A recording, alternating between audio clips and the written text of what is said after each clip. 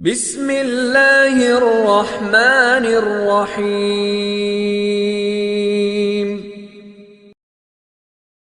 الحمد للہ وحدہ والصلاة والسلام علی من لا نبی بعدہ، اشہد ان لا الہ الا اللہ وحدہ لا شریک لہ واشہد ان محمدا عبدہ ورسولہ، اما بعد فاعوذ باللہ السمیع العلیم من الشیطان الرجیم من ہمزہ ونفخہ ونفثہ۔ بسم اللہ الرحمن الرحیم۔ الف لام را تلک آیات الکتاب وقرآن مبین ربما یود الذین کفروا لو کانوا مسلمین۔ اللہم صلی علی محمد وازواجہ وذریتہ کما صلیت علی آل ابراہیم وبارک علی محمد وازواجہ وذریتہ کما بارکت علی آل ابراہیم انک حمید مجید۔ رب اشرح لی صدری ویسر لی امری واحلل عقدۃ من لسانی یفقہوا قولی رب زدنی علما۔ آج انشاءاللہ الرحمن ہم 14ویں پارے کا خلاصہ ذکر کریں گے۔ اللہ سبحانہ و تعالی حق بات کہنے کی توفیق عطا فرمائے، اس کے بعد ہم سب کو کتاب و سنت کے مطابق عمل کرنے کی توفیق عطا فرمائے۔ 14ویں پارے کا آغاز ربما یود الذین کفروا لو کانوا مسلمین ان الفاظ سے ہوتا ہے۔ اللہ رب العالمین نے سورۃ الحجر کے آغاز میں الف لام را، یہ حروف مقطعات میں سے یہ بول کر تلک آیات الکتاب وقرآن مبین کہا کہ یہ کتاب مقدس یعنی قرآن مبین کی آیات ہیں۔ پھر فرمایا ربما یود الذین کفروا لو کانوا مسلمین، کہ قیامت والے دن کافر بہت زیادہ خواہش کریں گے کاش کہ وہ مسلمان ہوتے۔ قیامت والے دن کی خواہش اللہ رب العالمین نے ذکر فرما دی کہ کفار اس دن کیا خواہش کریں گے۔ اللہ تعالیٰ نے اپنے نبی محمد صلی اللہ علیہ وسلم سے کہا ذرہم یأکلوا ویتمتعوا ویلہہم الامل فسوف یعلمون، آپ انہیں چھوڑ دیں، یہ کھائیں پئیں فائدہ اٹھائیں، اور یہ جو امیدوں میں لگے ہوئے ہیں ان کی امیدیں ان کو غافل کر کے رکھیں، آج نہیں سمجھ رہے، ان قریب یہ جان لے گے، ان کو پتہ چل جائے گا۔ اللہ رب العالمین نے یہاں اپنے نبی محمد صلی اللہ علیہ وسلم کو تسلی دی ہے۔ پھر اس رکوع کے اندر اللہ سبحانہ وتعالیٰ نے ذکر کے نزول کی بات کی ہے اور اس کی حفاظت کی۔ اللہ تعالیٰ فرماتے ہیں انا نحن نزلنا الذکر وانا لہ لحافظون، یقیناً ہم نے اس ذکر کو اتارا ہے اور ہم ہی اس کے محافظ ہیں۔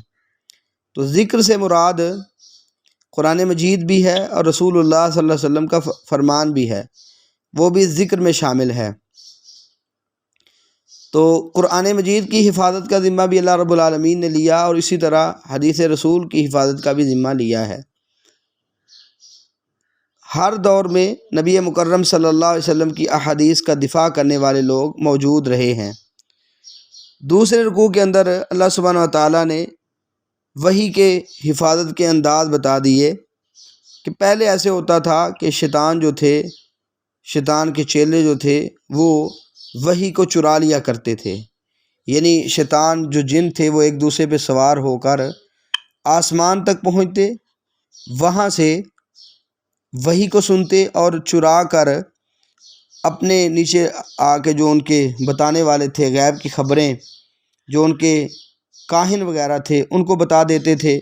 اب وہ ایک سچ کو 100 جھوٹوں کے ساتھ ملا کے لوگوں میں یعنی بتا دیتے تھے، کئی باتیں سچی ہو جاتی تو لوگ سمجھتے یہ دیکھیں ان کو کتنا پتہ ہے، یہ کتنی صحیح بات بتاتے ہیں۔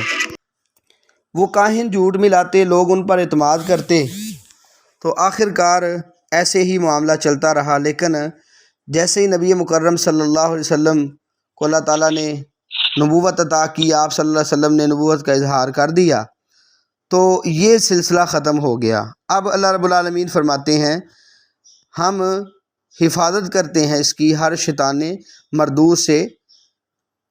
اگر کوئی وہاں جا کے وہی چرانا بھی چاہے، چرا کے لانا بھی چاہے، فَأَتْبَعَهُ شِهَابٌ مُبِينٌ، تو اس پر ایک واضح جو ہے نا شعلہ اور واضح آگ کا بگولا اس پہ لگتا ہے، جس کی وجہ سے اس کو ختم کر دیا جاتا ہے۔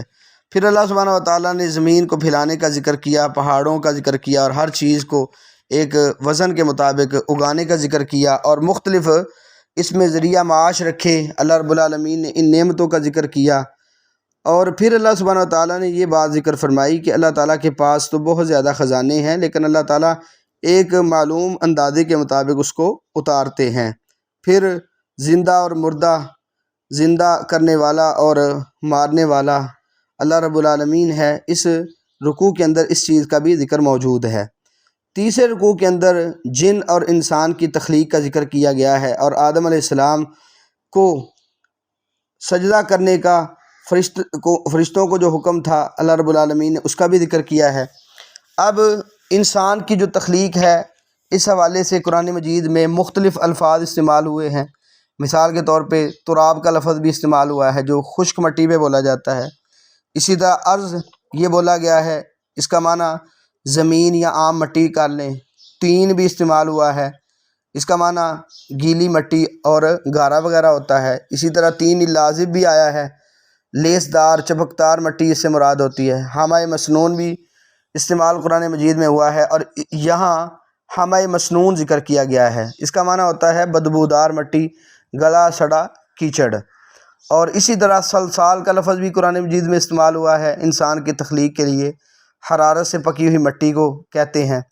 اسی طرح سلسال کالفخار کے لفظ بھی آئے ہیں کہ یہ کھانیاں ٹن سے بچنے والی جو ٹھیکری ہوتی ہے نا، تھوڑی سی پختہ ہو جاتی ہے، وہ یہاں سے مراد ہے۔ مطلب 7 قسم کے الفاظ انسانی تخلیق کے حوالے سے، یہ مراحل کے حوالے سے بولے گئے ہیں۔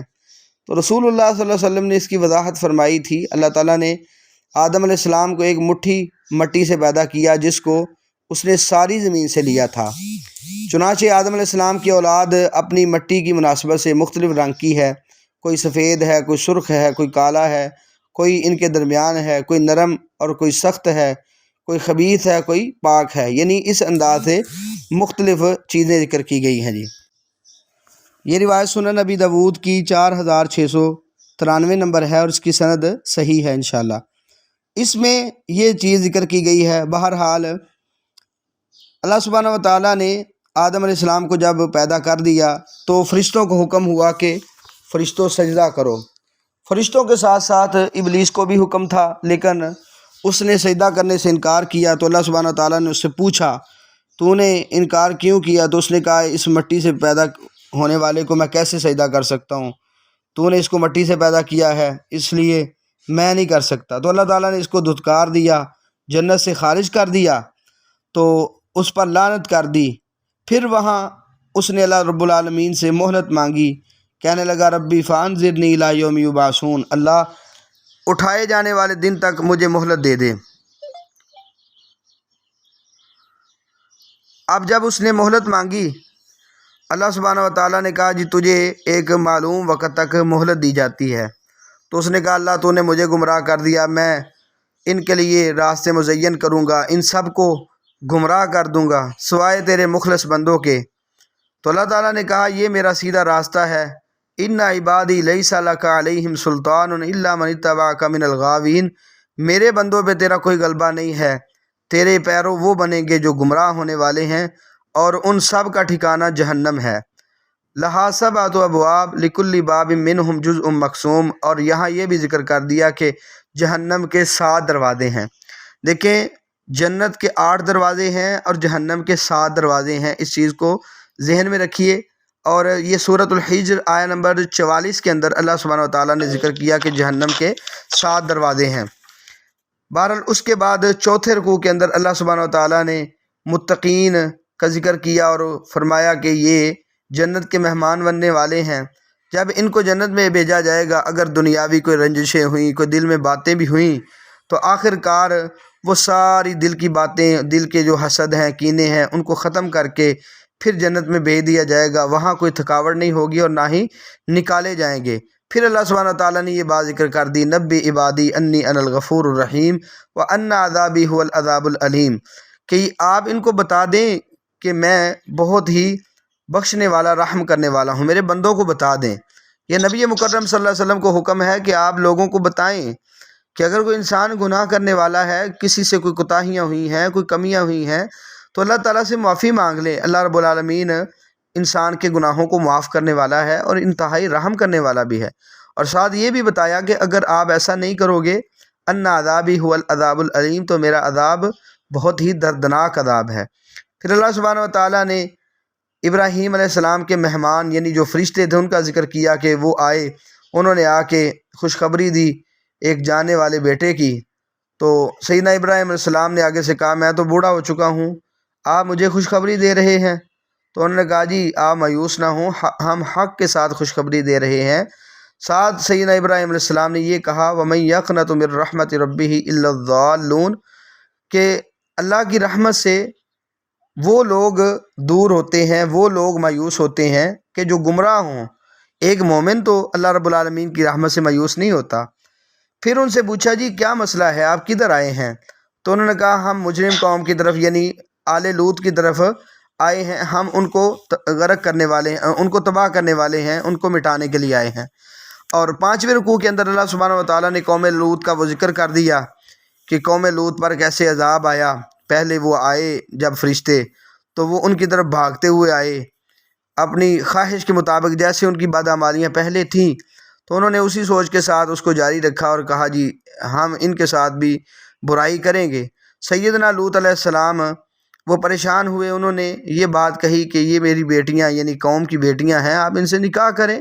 اصل طریقہ جس کو اختیار کرنا چاہیے وہ آپ کریں، لیکن انہوں نے کہا جی آپ جانتے ہیں ہم کس چیز کا خیال رکھتے ہیں، جیسا کہ مختلف جگہوں پہ اس بات کا ذکر ہو چکا ہے۔ یہاں یہ بات سمجھیے کہ نبی عالم الغیب نہیں ہوتا، نبی لوط نبی ہونے کے باوجود اس چیز کو نہیں پہچان سکے۔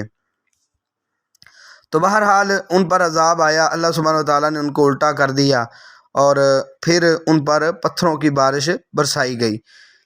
اس کے بعد اللہ سبحانہ و تعالیٰ نے اصحاب الحجر کا ذکر کیا ہے 6ویں رکوع کے اندر۔ یہ اصحاب الحجر کون ہیں؟ بلکہ یہ چوتھے پارے کے آخر میں آخری آیت میں آخری جو 2 آیات ہیں اس میں اللہ تعالیٰ نے اصحاب الایکہ کا بھی ذکر کیا ہے کہ یہ جو ایکہ والے تھے یہ بھی ظالم تھے تو ہم نے ان سے بھی انتقام لیا۔ یہ اصحاب الایکہ کون تھے؟ اس میں 2 مفہوم ہیں، کیونکہ یہ جو ایکہ والے تھے نا ان کی طرف بھی شعیب علیہ السلام بھیجے گئے تھے۔ تو ایک تو مفہوم یہ ہے کہ یہ دونوں ایک ہیں، یعنی اصحاب الایکہ اور مدین والے ایک ہی ہیں، لیکن بعض نے یہ کہا ہے کہ اصحاب مدین یہ شہری لوگ تھے اور یہ جو ایکہ والے تھے یہ باہر جنگل میں رہنے والے کچھ افراد تھے، یعنی ایک بڑا شہر ہے اس کے ساتھ کچھ ایک طرف جنگل میں رہنے والے تھے اور اس کے گرد بہت زیادہ درخت بھی موجود تھے۔ بہرحال دونوں کی طرف شعیب علیہ السلام کو بھیجا گیا تھا، لیکن انہوں نے جب ظلم کو جاری رکھا، اللہ تعالیٰ کی ناراضگی والے کام کرتے رہے تو اللہ سبحانہ و تعالیٰ نے ان پر پھر عذاب بھیج دیا۔ اس کے بعد 6 رکوع میں اللہ تعالیٰ نے اصحاب الحجر کا ذکر کیا، اس سے مراد قوم ثمود ہے، یعنی جن کی طرف صالح علیہ السلام بھیجے گئے۔ ان کی مضبوطی بتائی کہ یہ پہاڑوں کو تراش تراش کر ایک یعنی گھر بنانے والے تھے، لیکن اللہ سبحانہ و تعالیٰ نے ان کو جب غرق کیا تو ان کے گھروں نے بھی ان کا فائدہ نہیں کیا۔ پھر اللہ سبحانہ و تعالیٰ نے بہت بڑی دولت کا عظیم اپنی نعمت کا ذکر کیا اور فرمایا کہ وَلَقَدْ آتَيْنَاكَ سَبْعًا مِّنَ الْمَثَانِي وَالْقُرْآنَ الْعَظِيمِ، 7 بار بار پڑھی جانے والی آیات ہم نے اتاری ہیں اور وہ قرآن عظیم ہے۔ نبی مکرم صلی اللہ علیہ وسلم نے اس کی وضاحت فرمائی کہ اس سے مراد سورۃ الفاتحہ ہے، یعنی یہ جو 7 آیات ہیں یہ بھی فاتحہ ہے اور قرآن عظیم بھی فاتحہ پر بولا گیا ہے۔ تو فرمایا اس کے ہوتے ہوئے لا تمدن عینیک الی ما متعنا به ازواجا منہم ولا تحزن علیہم، پیغمبر آپ نے اس نعمت کے ہوتے ہوئے، اس دولت کے ہوتے ہوئے ان کے جو ہے نا نعمتیں اور ان کے فائدے والی چیزوں کی طرف نظر اٹھا کے بھی نہیں دیکھنا۔ مطلب اللہ تعالیٰ نے آپ کو بہت بڑا خزانہ عطا فرمایا ہے، اس لیے آپ کو پریشان ہونے کی ضرورت نہیں ہے۔ پھر یہ بھی بتا دیا کہ اگر آپ کی کوئی گستاخی کرنے والا ہے تو ہم خود ہی اسے نپٹنے والے ہیں۔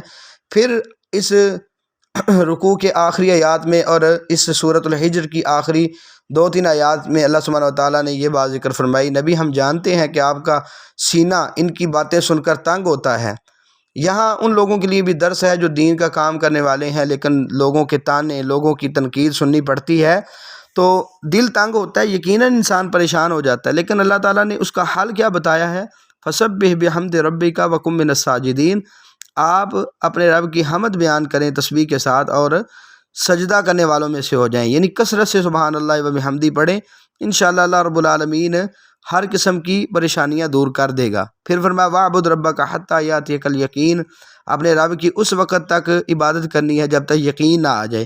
وہ یقین کیا ہے؟ اس سے مراد موت ہے، جیسا کہ سورۃ المدثر میں ذکر آئے گا۔ اسی طرح اس کے بعد سورۃ النحل کا آغاز ہوا، اس پارے کا 7واں رکوع۔ اس میں اللہ سبحانہ وتعالیٰ نے اپنی خالقیت کے دلائل پیش کیے کہ انسان کو پیدا کرنے والا وہ اللہ ہے، اور وہی جانوروں کو پیدا کرنے والا ہے، اور اس میں مختلف قسم کی نعمتیں اور منافع رکھنے والا۔ کچھ جانوروں کو انسان کھا لیتا ہے، کچھ سے فائدہ اٹھاتا ہے، چمڑوں سے فائدہ اٹھاتا ہے۔ بہرحال یہ جو جانور ہیں یہ بوجھ اٹھانے والے ہیں۔ اس کے بعد خچر کا، گھوڑے کا اور گدھے کا ذکر کیا کہ اس پہ بھی آپ سواری کرتے ہیں اور مختلف اللہ تعالیٰ کی نعمتوں سے آپ مستفید ہوتے ہیں۔ پھر فرمایا وَيَخْلُقُ مَا لَا تَعْلَمُونَ، اللہ تعالیٰ ایسی چیزیں پیدا کرے گا جسے تم نہیں جانتے۔ اس سے آج کے دور کی سواریاں بھی مراد ہو سکتی ہیں، ہوائی جہاز ہو یا بحری بیڑا ہو یا مختلف، یہ ساری کی ساری اللہ تعالیٰ کی ہی نعمتیں ہیں۔ پھر 8ویں رکوع کے اندر اللہ سبحانہ وتعالیٰ نے ذکر کیا کہ خوراک کا بندوبست کرنے والا، مختلف نعمتیں دینے والا یہ اللہ تعالیٰ ہی ہے، درخت اگانے والا اللہ تعالیٰ ہے، کھیتی کو، زیتون کو اور کھجوروں کو، انگوروں کو اور ہر قسم کے پھلوں کو پیدا کرنے والا اللہ ہے۔ اسی طرح رات اور دن کو مسخر کرنے والا، اور سورج اور چاند کو مسخر کرنے والا، تاروں کو مسخر کرنے والا یہ اللہ رب العالمین ہے۔ اور زمین میں مختلف قسم کی جو مختلف رنگوں کی اللہ تعالیٰ نے نعمتیں رکھی ہیں، اشیاء رکھی ہیں، یہ بھی اللہ تعالیٰ ہی کی طرف سے ہیں اور اللہ تعالیٰ ان کو پیدا کرنے والا ہے۔ پھر اللہ سبحانہ وتعالیٰ نے سمندر کی نعمتوں کا ذکر کیا کہ اس میں مختلف، یعنی آپ شکار کھاتے ہیں تازہ، اور اسی طرح سمندر سے آپ زیورات اور ہیرے وغیرہ بھی نکال دیتے ہیں اور کشتیاں اس پہ چلتی ہیں۔ پھر اللہ سبحانہ وتعالیٰ نے زمین پر پہاڑوں کا ذکر کیا کہ پہاڑ اللہ تعالیٰ نے گاڑے ہیں، اسی طرح زمین میں نہریں جاری کی ہیں، مختلف راستے بنائے ہیں بطور علامت، اور فرمایا ان راستوں کے ساتھ بھی تم یعنی راستہ معلوم کر لیتے ہو، اور اسی طرح وَبِالنَّجْمِ هُمْ يَهْتَدُونَ، اور ستاروں کے ساتھ بھی انسان راہ پا لیتا ہے، یعنی کہ یہ جو ستارے ہیں نا ان کو دیکھ کر بھی پہلے ادوار میں راستہ معلوم کیا جاتا تھا۔ یہ ساری نعمتیں ذکر کرنے کے بعد اللہ فرماتے ہیں وَإِن تَعُدُّوا نعمت اللہ لا تحصوها، اگر اللہ تعالیٰ کی تم نعمت کو شمار کرنا چاہو تو نہیں شمار کر سکتے، نہیں گن سکتے۔ پھر اللہ سبحانہ تعالیٰ نے مشرکین کے معبودان باطلہ کا ذکر کیا کہ ان کی حالت کیا ہے، کہ جو اللہ کے علاوہ پکارتے ہیں نا اوروں کو، فرمایا لا یخلقون شیئا، جن کو پکارتے ہیں وہ کچھ بھی پیدا نہیں کر سکتے، وہم یخلقون، جبکہ وہ خود پیدا کیے گئے ہیں۔ یعنی جو خود مخلوق ہو وہ کیسے خالق کا یعنی کہ طریقہ اختیار کر سکتی ہے۔ بہرحال اس کے بعد فرمایا اموات غیر احیاء وما یشعرون ایان یبعثون، یہ مردہ ہیں، یہ زندہ نہیں ہیں، اور ان کو یہ بھی شعور نہیں کہ یہ خود کب اٹھائے جائیں گے۔ اور 9ویں رکوع کے اندر اللہ سبحانہ وتعالیٰ نے یہ بات بھی ذکر فرمائی ہے کہ لوگ قیامت والے دن یہ جو کفار ہیں اپنے تو بوجھ اٹھائیں گے، اپنے بوجھوں کے ساتھ اور بھی کئی ان کو بوجھ اٹھانے پڑیں گے، یعنی جو ان کی وجہ سے گمراہ ہوئے، جن کو انہوں نے گمراہ کیا تھا، قیامت والے دن ان کے بوجھ بھی ان کو اٹھانے پڑیں گے۔ 10ویں رکوع کے اندر اللہ سبحانہ وتعالیٰ نے ظالموں کا انجام ذکر کیا، اور اسی طرح اچھے لوگوں کا ذکر کیا، ان کے لیے جنت کی نعمتیں بتائیں اور ان کا بھی انجام بتایا کہ برے لوگوں کا انجام کیا ہے، کہ موت کے وقت ہی ان پر سختیاں شروع ہو جاتی ہیں، لیکن جو اچھے لوگ ہیں موت سے ہی ان کے لیے سلامتی ہے اور پاکیزگی شروع ہو جاتی ہے۔ پھر 11ویں رکوع کے اندر اللہ سبحانہ وتعالیٰ نے انبیاء کے بعثت کا مقصد بتایا کہ اللہ کی عبادت کروانا اور طاغوت سے بچانا، کفر سے بچانا، شراکت سے بچانا، یہ انبیاء کے آنے کا بنیادی مقصد ہے۔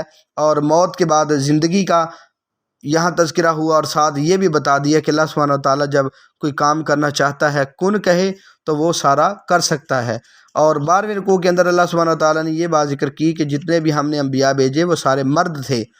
باقی فَاسْأَلُوا أَهْلَ الذِّكْرِ إِن كُنتُمْ لَا تَعْلَمُونَ، اگر تمہیں علم نہیں ہے تو ذکر والوں سے پوچھ لینا چاہیے۔ بہرحال اس کے بعد اللہ سبحانہ وتعالیٰ نے یہ بات ذکر فرمائی وَأَنزَلْنَا إِلَيْكَ الذِّكْرَ لِتُبَيِّنَ لِلنَّاسِ مَا نُزِّلَ إِلَيْهِمْ وَلَعَلَّهُمْ يَتَفَكَّرُونَ، یہ ذکر ہم نے اتارا ہے، یہ قرآن ہم نے اتارا ہے اب اس کی وضاحت آپ کریں گے۔ یہاں یہ نقطہ یاد رکھیں کہ بعض لوگ قرآن مجید کی آیات پڑھ کے کہتے ہیں جی قرآن تو یہ کہتا ہے، محمد صلی اللہ علیہ وسلم یہ کہتے ہیں۔ یاد رکھیں قرآن مجید کے بہترین شارح محمد الرسول اللہ صلی اللہ علیہ وسلم ہے، اور سورۃ النحل کی آیہ نمبر 44 یہ ہمیں بتاتی ہے کہ قرآن کی وضاحت محمد صلی اللہ علیہ وسلم کریں گے، اس لیے وہی وضاحت معتبر ہے جو اللہ کے نبی صلی اللہ علیہ وسلم کی حدیث میں آ گئی۔ پھر اس رکوع کے اندر اللہ تعالیٰ نے یہ چیز بھی ذکر کی کہ جو ہر چیز اللہ تعالیٰ کو سجدہ کرتی ہے، یہ بھی بہرحال اللہ تعالیٰ نے ذکر کر دیا۔ اور اس کے بعد 13ویں رکوع کے اندر اللہ تعالیٰ نے اکیلے الہ کی بات کی کہ الہ تمہارا اکیلا اللہ ہے، اس کے علاوہ کوئی الہ نہیں، اسی سے ڈرنا چاہیے۔ پھر نعمتوں کا بھی ذکر کیا، اور پھر فرمایا کہ وہی تمہاری تکلیفوں کو دور کرنے والا ہے۔ کفار کا ذکر کیا، مشرکین کا ذکر کیا کہ ایسے اللہ کے علاوہ اوروں کے لیے حصے بنا دیتے ہیں، اور اسی طرح وہ فرشتوں کو اللہ کی بیٹیاں قرار دیتے ہیں، اور اسی طرح ان کی بہت بڑی خرابی اللہ تعالیٰ نے ذکر کی کہ اگر ان میں سے کسی کو بچی کی خوشخبری دی جائے کہ اللہ تعالیٰ نے آپ کو بیٹی عطا کی ہے، تو چہرہ جو ہے نا سیاہ ہو جاتا ہے، غصے کے ساتھ بھر جاتا ہے۔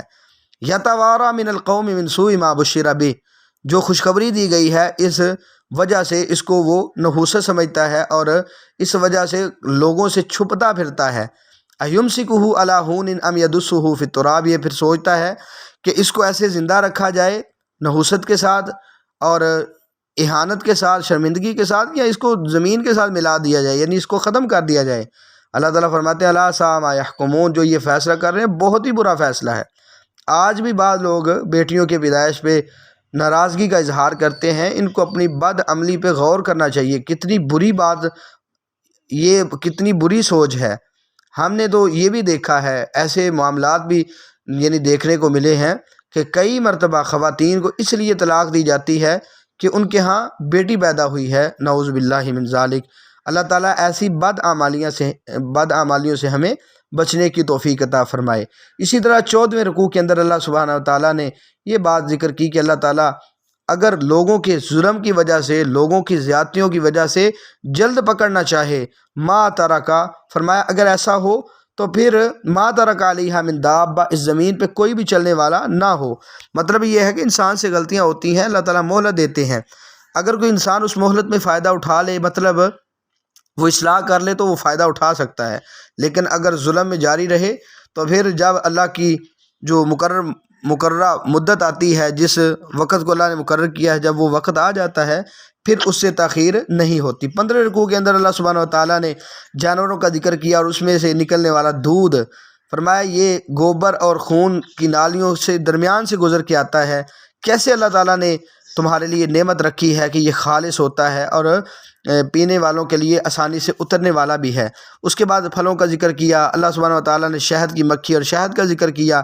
یہ ساری چیزیں اللہ رب العالمین نے بطور نعمت ذکر کرنے کے بعد کہا ان فی ذلک لآیۃ لقوم یتفکرون، اس میں غور و فکر کرنے والی قوم کے لیے بہت عظیم نشانی ہے۔ تو اس لیے لوگوں کو غور کرنا چاہیے اللہ تعالیٰ کتنی نعمتیں عطا کرنے والا ہے، پھر اللہ تعالیٰ کی نعمتوں سے مستفید ہو کر انسان کو ایمان کی طرف آنا چاہیے۔ 16ویں رکوع کے اندر اللہ سبحانہ و تعالیٰ نے اپنی نعمت کا ذکر کیا رزق کے حوالے سے، اور اسی طرح کا اللہ تعالیٰ نے یہ بھی نعمت رکھی ہے کہ تمہیں بیوی عطا کی ہے، بچے عطا کیے ہیں، پوتے اور نواسے عطا کیے ہیں۔ یہ اللہ رب العالمین کی نعمتوں سے مستفید ہو کر بھی، رزق کھا کر بھی اللہ تعالیٰ کی باتوں کا انکار کرتے ہیں، انہیں غور کرنا چاہیے۔ اور اللہ کی باتوں کا انکار کرتے ہوئے دوسرا جرم یہ کہ اللہ کے علاوہ اوروں کو پکارنے والے بن جاتے ہیں۔ اس لیے اللہ سبحانہ و تعالیٰ نے اس کے بعد 2 مثالیں ذکر کی، ایک تو ایک ایسے غلام کی کہ جو خود غلام ہے، جو کسی چیز کی طاقت نہیں رکھتا، اور دوسری طرف جس کو اللہ تعالیٰ نے اچھا رزق عطا کیا ہے وہ خرچ کرتا ہے، علانیہ طور پہ بھی اور سری طور پہ بھی۔ اللہ تعالیٰ کہتے ہیں کیا غلام اور دوسری طرف یعنی جو مالک ہے یہ کیا برابر ہیں؟ تخلیق میں تو برابر ہیں، لیکن کیا لوگوں کے ہاں، عقل والوں کے ہاں کیا کوئی سمجھتا ہے کہ جو مالک کا اعتبار ہے، جو مالک کی حیثیت ہے، ایسے ہی دوسروں کی ہے؟ جیسے ان کی حیثیت برابر نہیں ہے، اسی طرح اللہ رب العالمین کے ساتھ بھی اوروں کو شریک نہ کیا جائے۔ اللہ خالق ہے، دوسرے مخلوق ہیں۔ دوسری مثال اللہ سبحانہ و تعالیٰ نے ان 2 مردوں کی دی، ایک ان میں سے گونگا ہے اور دوسرا بولنے والا ہے۔ ایک خود بوجھ بنا ہوا ہے اور دوسرا بوجھ اٹھانے والا ہے، وہ نیکی کا حکم دیتا ہے، وہ اچھے راستے کو اختیار کرنے والا ہے۔ اللہ تعالیٰ فرماتے ہیں کہ یہ برابر ہے جب ان کی برابری تمہارے ہاں نہیں ہے۔ ایک گونگا ہے جو بول نہیں سکتا، کسی کو سمجھا نہیں سکتا، کوئی نیکی کا حکم دے نہیں سکتا، کوئی فیصلہ کر نہیں سکتا، اور دوسری طرف سارا کچھ کرنے والا ہے، عدل کا حکم بھی دینے والا ہے، سیدھے راستے پر بھی ہے۔ کیا یہ دونوں برابر ہیں؟ جب یہ دونوں برابر نہیں ہیں پھر خالق اور مخلوق کو بھی الگ الگ رکھا جائے۔ 17ویں رکوع کے اندر اللہ سبحانہ وتعالیٰ نے اپنے انعام کا ذکر کیا کہ اللہ سبحانہ وتعالیٰ نے تمہیں تمہاری ماؤں کے پیٹوں سے نکالا، تم کچھ نہیں جانتے تھے، لیکن اللہ تعالیٰ نے تمہارے لیے سننے کی طاقت رکھی، دیکھنے کی طاقت رکھی، سمجھنے کے لیے دل دیا تاکہ تم اللہ کا شکریہ ادا کر سکو۔ اسی طرح غور کرو، کبھی دیکھو تو صحیح پرندوں کی طرف کیسے اپنے پروں کے ساتھ اڑ رہے ہیں آسمان کی فضا کے اندر۔ فرمایا ما یمسکہن الا اللہ، اللہ کے علاوہ ان کو کوئی تھامنے والا نہیں، یہ ساری طاقت دینے والا اللہ رب العالمین ہے۔ اس کے بعد اللہ سبحانہ وتعالیٰ نے گھروں کا ذکر کیا اور اس میں ملنے والے سکون کا ذکر کیا، اور اسی طرح چمڑوں کے فوائد ذکر کیے اور کہا یہ ساری چیزیں اللہ سبحانہ وتعالیٰ نے تمہارے فائدے کے لیے رکھی ہیں۔ اسی طرح مختلف نعمتیں اللہ سبحانہ وتعالیٰ کی تمہارے سامنے ہیں، لیکن کفار کی حالت کیا ہے؟ یعرفون نعمت اللہ ثم ینکرونہا، کہ اللہ تعالیٰ کی نعمت کو پہچاننے کے باوجود اس کا انکار کر دیتے ہیں، اور ان میں سے اکثر کافر ہوتے ہیں۔ پھر 18ویں رکوع کے اندر اللہ سبحانہ وتعالیٰ نے یہ بات ذکر فرمائی کہ قیامت والے دن جب ہم اٹھائیں گے پھر کفار کو کوئی اجازت نہیں ہوگی بولنے کی، نہ ہی توبہ ان کی سنی جائے گی، لیکن جیسے ہی وہ عذاب کو دیکھیں گے تخفیف نہیں کی جائے گی، شرکاء جو ہیں ان کی آپس میں مباحثہ ہوگا، اور کفار وہ قیامت والے دن اللہ رب العالمین کے سامنے نقصان ہی اٹھائیں گے، کسی کو کوئی فائدہ نہیں ہوگا۔ بہرحال 19ویں رکوع کے اندر اللہ سبحانہ وتعالیٰ نے یہ اپنا حکم ذکر فرمایا۔ اللہ تعالیٰ تمہیں انصاف کرنے کا حکم دیتا ہے، احسان کرنے کا حکم دیتا ہے، قریبیوں کے ساتھ خیال قریبیوں کا رکھنا، ان پر اپنا مال خرچ کرنا، اس کا حکم دیتا ہے۔ فحاشی اور بے حیائی سے اللہ تعالیٰ تمہیں روکتا ہے، اسی طرح بغاوت سے روکتا ہے، سرکشی سے روکتا ہے۔ یہ اللہ تعالیٰ کی نصیحت ہے، اس کو تم غور و خوض کے ساتھ سنو اور قبول کرو۔ اسی طرح اللہ تعالیٰ نے اپنے عہد کو پورا کرنے کا حکم دیا اور کہا قسمیں اٹھانے کے بعد ان کو تم نے توڑنا نہیں ہے۔ اس انداز کے ساتھ ساتھ اللہ سبحانہ وتعالیٰ نے یہ بات بھی ذکر کی کہ آپ اس خاتون کی طرح نہ ہو جائیں جو سود کاٹتی ہے، اتنی محنت کرنے کے باوجود اپنا ہی کاتا ہوا سود خود ٹکڑے ٹکڑے کر دیتی ہے۔ یہی انداز ہے کہ جو خود نیکیاں کرتا ہے لیکن اس کے ساتھ بعد میں وہ ایسے اعمال کرتا ہے جس کے ساتھ اس کی جو نیکیاں ختم ہو جاتی ہیں۔ کہا اس طرح تم نے انداز نہیں اپنانا۔ پھر اللہ تعالیٰ نے اپنی نعمتوں کے حوالے سے یہ بتایا کہ اللہ تعالیٰ کی نعمتیں اتنی ہیں کہ جو تمہارے پاس ہے یہ تو ختم ہونے والا ہے، لیکن وما عند اللہ باق، جو اللہ کے پاس ہے وہ باقی رہنے والا ہے۔ اس کے بعد اللہ سبحانہ وتعالیٰ نے یہ ذکر کیا من عمل صالحا من ذکر او انثی وهو مؤمن فلنحیینہ حیاتا طیبہ، کہ جو ایمان کی حالت میں نیک عمل کرے گا، چاہے کوئی مذکر ہو یا مؤنث، مرد ہو یا عورت، اللہ تعالیٰ فرماتے ہیں فلنحیینہ حیاتا طیبہ، ہم اسے پاکیزہ زندگی عطا کریں گے، اور اللہ تعالیٰ ان کے اعمال کا ان کو اچھا صلہ عطا فرمائے گا۔ پھر قرآن کا ادب بتایا کہ جب قرآن پڑھیں اعوذ باللہ من الشیطان الرجیم پڑھیں، پھر اللہ سبحانہ وتعالیٰ نے یہ بات ذکر کی کہ شیطان کا غلبہ ان لوگوں پہ نہیں ہوتا، شیطان ان پہ غالب نہیں آ سکتا۔ الذین آمنوا وعلی ربہم یتوکلون، جو ایمان لانے والے ہیں اور اپنے رب پہ توکل کرنے والے ہیں۔ غلبہ کن لوگوں پہ ہوتا ہے؟ فرمایا انما سلطانہ علی الذین یتولون والذین هم بہ مشرکون، جو شیطان کے دوست بنتے ہیں اور شرک کرنے والے ہوتے ہیں، شیطان ان پر غلبہ پا لیتا ہے۔ 20ویں رکوع کے اندر اللہ سبحانہ وتعالیٰ نے کئی چیزیں ذکر کی، کفار کی حالت اور ان کی نحوست ذکر کرتے ہوئے، ان کے عذاب کو ذکر کرتے ہوئے ایک بات بنیادی طور پہ یہ بتائی کہ جو مجبوری میں اپنی جان کی اسے لالے پڑ گئے ہیں، جان بچانے کے لیے وہ کلمہ کفر بولتا ہے، وقلبہ مطمئن بالایمان، اور جب کہ اس کا دل ایمان کے ساتھ مطمئن ہو تو کہا ایسے شخص پہ کوئی گناہ نہیں ہے، ایسے شخص کو اللہ سبحانہ وتعالیٰ معاف کر دے گا۔ 21ویں رکوع کے اندر اللہ سبحانہ وتعالیٰ نے ایک بستی کی مثال بیان کی ہے کہ جو آمن تھی اور مطمئنہ تھی، مطلب ظاہری طور پہ بھی اور باطنی طور پہ بھی امن تھا، ظاہری طور پہ بھی سکون تھا اور اندرونی بھی سکون تھا، لیکن ہوا کیا؟ ہر قسم کی نعمت اٹھانے کے باوجود فکفرت بانعم اللہ، انہوں نے اللہ کی نعمتوں کا جب انکار شروع کر دیا، اللہ کی نعمتوں کی ناشکری کی، فَأَذَاقَهُ اللَّهُ لِبَاسَ الْجُوعِ وَالْخَوْفِ بِمَا كَانُوا يَصْنَعُونَ، ان کی بد اعمالیوں کی وجہ سے ان پر بھوک کا لباس اور خوف کا لباس مسلط کر دیا گیا۔ یہ بھی بتایا گیا کہ ناشکری قوم سے اللہ تعالیٰ نعمتیں چھین لیتا ہے۔ پھر یہ بات اس رکوع کے اندر بتائی گئی کہ اگر کسی سے کوئی جہالت کے ساتھ نادانی میں گناہ ہو جائے لیکن اس کے بعد وہ توبہ کرے، اپنی اصلاح کر لے، ان ربک من بعدها لغفور الرحیم، اللہ تعالیٰ اسے بخشنے والا ہے، رحم کرنے والا ہے۔ اس پارے کے آخری رکوع یعنی 22ویں رکوع کے اندر اللہ سبحانہ وتعالیٰ نے ابراہیم علیہ السلام کا ذکر کیا اور کہا کان امہ، وہ اکیلا ہی جماعت تھا، یا دوسرا مفہوم یہ ہے کان امہ کہ وہ امام تھا۔ ابراہیم علیہ السلام کو اللہ تعالیٰ نے امام قرار دیا۔ قانتا للہ حنیفہ، کس طرح کا امام؟ یکسوئی کرنے والا، اللہ کی طرف اپنے رغبت رکھنے والا اور اللہ کی فرما برداری کرنے والا، اور وہ مشرک نہیں تھا۔ ساتھ فرمایا مثال ہے ان کی شاکر لانعمی، یعنی تمہارے لیے بہترین وہ نمونہ ہے کہ جو رب کی نعمتوں کا شکریہ ادا کرنے والے تھے، اللہ تعالیٰ نے ان کو چنا اور سیدھے راستے کی رہنمائی کر دی۔ پھر فرمایا کہ ہم نے آپ کی طرف وحی کی کہ آپ بھی ابراہیم علیہ السلام کی ملت کی پیروی کریں، وہ مشرک نہیں تھے۔ پھر اللہ سبحانہ وتعالیٰ نے دعوت کا منہاج بتایا، ادعو الی سبیل ربک بالحکمۃ والموعظۃ الحسنہ وجادلہم باللتی ہی احسن، آپ نے اپنے رب کے راستے کی طرف جب بلانا ہے، کہا حکمت کے ساتھ بلائیں، دنائی کے ساتھ بلائیں اور اچھی نصیحت کر کے۔ یہ ایک داعی کو بہترین نصیحت ہے کہ جب اللہ کی طرف بلانا ہے تو اچھے الفاظ کے ساتھ، اچھی نصیحت کے ساتھ، حکمت کے ساتھ، اور اگر کبھی مباحثہ ہو جائے وجادلہم باللتی ہی احسن، تو سب سے اچھا راستہ اختیار کرنا ہے۔ اس کے بعد اللہ سبحانہ وتعالیٰ نے صبر کرنے کا حکم دیا کہ آپ صبر کریں اور غم زدہ نہ ہوں اور آپ کا دل ان کی مکاریوں کی وجہ سے تنگ نہ ہو۔ ان اللہ مع الذین اتقوا والذین هم محسنون، کیونکہ اللہ تعالیٰ ان لوگوں کے ساتھ ہوتا ہے جو تقوی اختیار کرتے ہیں اور جو نیکی کرنے والے ہیں۔ تم نیک اعمال کرو، تم متقی بنتے رہو، اپنے اللہ سے ڈرتے رہو اور ان لوگوں کی مکاریوں سے خوف نہ کھاؤ۔ انشاءاللہ اللہ رب العالمین تمہارے ساتھ ہے۔ اللہ سبحانہ وتعالیٰ ہمیں قرآن و سنت کی صحیح سمجھ عطا فرمائے اور اس کے مطابق عمل کی توفیق دے۔ السلام علیکم ورحمۃ اللہ وبرکاتہ۔